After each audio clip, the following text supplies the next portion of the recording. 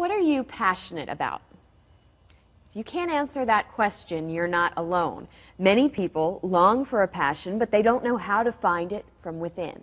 Or maybe you're someone who knows your passion, but you're having a difficult time incorporating it into your life. Linnda Durre is a psychotherapist who's helped many people discover and pursue their passion.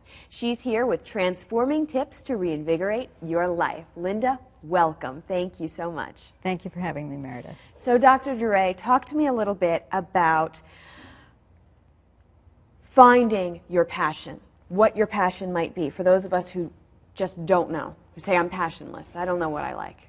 My first question to people is, what do you really love? What totally excites you? What would you dream of doing? And I say, pretend you have a magic wand, close your eyes, and have a fantasy of what that would be. No holds barred, just pretend that magic wand can do anything. Oh, it's kind of like the genie with the lamp idea, too. Absolutely. If a genie appeared in front of you right now, what would you ask for? That's what right. would you want? What would you want to be able to do? Your fairy godmother. Now, something interesting that you also said is also think of the times in your life where you were happiest. Right. And when you were most miserable. Right. Why is that? Because it shows you what makes you happy and what makes you miserable. Are you in a job that you absolutely hate? Are you living in a place that you don't like? What is going on in your personal life that would make you so unhappy? Versus what gives you joy? What excites you? What makes you want to get out of bed every morning? When you can ascertain those issues, then you have a clue as to what you should be doing with your life. Okay, good. Anything else to figure out what our passion is? Well, I just want people to do a visualization. You know, close your eyes, see it in your mind's eye, and then they have to formulate a plan. What would that take? Okay. Do they need to go to school? Do they need to get a credential? Do they need to take classes? Have a plan. Okay. All right. So how do I formulate a plan like that? Right. First of all, you have to see the end result. I'll take me, for example. I wanted to get my PhD and be a psychotherapist in private practice. So what did I need to do? I needed to have a bachelor's degree, a master's degree, and hopefully a PhD. Okay. So I wanted to go to a school that would give me the best education. I found that. I did all the steps. I did my graduate licensing hours. I took the exam, and I got my license. So people always say, well, it's such hard work, you know, I don't know if I want to work that hard. Well, how old are you going to be in 2 years or 4 years or whatever? You're either going to be 2 or 4 years older with that degree. Or 2 or 4 years older, miserable the way you are right now. That's exactly right. So, and if you're doing something that you're more passionate about, it doesn't hurt, quote unquote, hurt so much getting to where you want to be, I'm sure, for you. And it reminds me of that wonderful saying that Mark Twain said, find a job you love and you'll never work a day in your life. I like that. Find a job you love, you'll never work a day in your life. So that's the key to being able to be, the key benefit to being passionate about something. Exactly. Okay. So what if I am passionate about the idea of being a supermodel, runway model, and I am 5'4"? Well, you have to be realistic. Let's not say that dreams can't come true, but you have to be realistic. Now, you may not be walking down the runway in Paris or Milan, but there may be some local modeling shows or department stores that you could do. That may be a possibility. Okay. All right, so think outside of the box. Absolutely. And you might find something similar that you might be passionate about. Okay, all right. So what should I be looking for if I choose my activity, or I feel like I found my passion, I feel like I'm able to pursue it, what results should I be looking for to know whether or not I've found that kind of passion? Does it give you joy? Is it exciting? Does the time fly? Is it so much fun you don't even remember, you know, what else you have to do because you're so concentrated on this exciting venture? I mean, that's the way I feel when I'm writing or when I'm consulting or working with clients. It's, you know, I can sit at that computer for hours and I look at the clock, it's like, oh, I forgot to eat. The time is gone. That's right. How about expectations?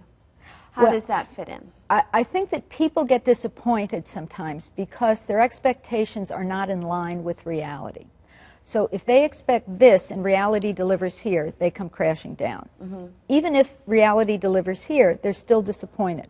So one of the things I do with people in counseling is to give them the best scenario and the worst scenario, and to build in every possibility that that dream can deliver. If you mean if we're pursuing the passion, a worst scenario outcome from that, Right. best scenario, and then have an understanding of where it goes Right, in between. because forewarned is forearmed. If you know what possibility could happen, then you're not going to be so crushed by it or so totally devastated. So you need to be realistic in pursuing it. Is it hard work? Of course it's hard work. Whether you have to go back to school, get a degree, get a credential, take classes, get into a mentor program, do licensing hours, apprentice yourself to somebody, whatever it is, you have to be prepared to jump the hurdles to find what you want to do. And then it'll be worth it in the long run. Absolutely. I would imagine. So what if we pursue a passion and then we find ourselves no happier than we were before? Well, then several things are going on. Either you just don't want to be happy, or it wasn't the dream that you really thought it was.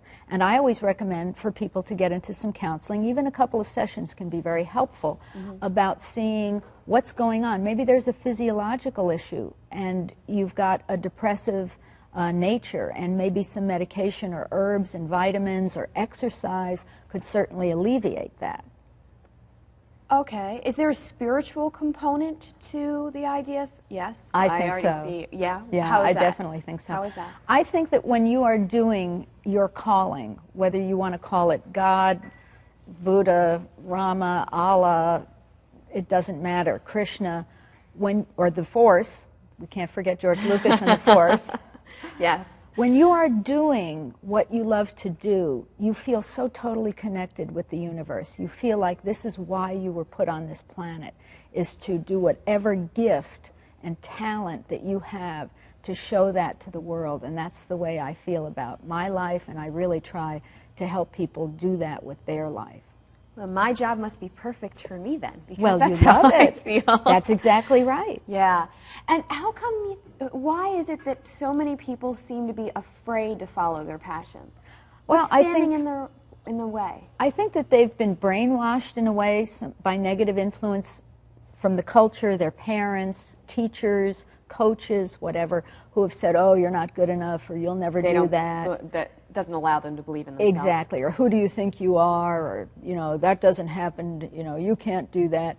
So they have a lot of negatives that they really have to overcome. And when they can either get into therapy or read self-help books. And is that the best way to get past that? I mean, how can you get past that? I think so. I think that a good therapist helps people to rid themselves of negative messages from childhood or schooling or teachers or coaches or whatever, and really you can help yourself also by, as I said, self-help books and just meditating and things like that. And then just put that behind you. It's just garbage that gets in your way to find that path. It has to do with your self-esteem, your self-confidence, and your self-assurance. Surround yourself with people who empower you. Surround yourself with the positive energy. That's exactly right. And you'll find your passion to be able to pursue it. That's exactly right.